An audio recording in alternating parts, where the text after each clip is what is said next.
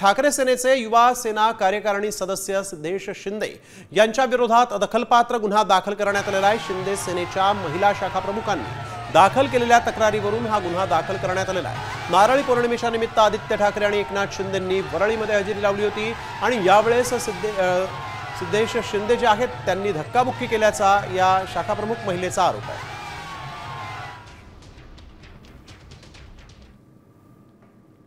त्यावेळी त्या लोकांनी पहिला घोषणाबाजी चालू केल्या गद्दार गद्दार म्हणून आणि डायरेक्टली त्या लोकांनी एवढं आक्रमण केलं आमच्यावर आणि तेव्हा आमच्यावर मारहाण केली।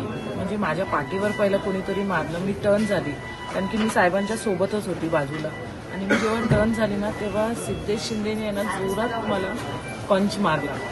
तो पंच मारल्यावर मला काही सुचलंच नाही, मी टर्न झाली आणि मी साहेबांच्या बॉडीगार्डला सांगितलं की मला मारलं, कोणीतरी मारलं, तिथे जोरात मारलं।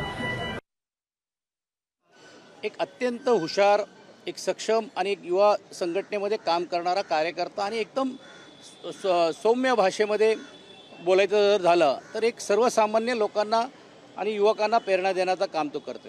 पण एवढ्या सर्व पोलिसांच्या समक्ष असताना पण अशातली गुन्हा नोंदवण्याचा किंबहुना FIR आम्ही करू अशी सांगण्याची हिंमत होते। यातूनच हे स्पष्ट होते की हे राजकारण ह्याच्यामध्ये घडवण्याचा प्रयत्न चाललेला आहे। आता isakal.com आहे देशातील नंबर 1 ची मराठी न्यूज वेबसाईट।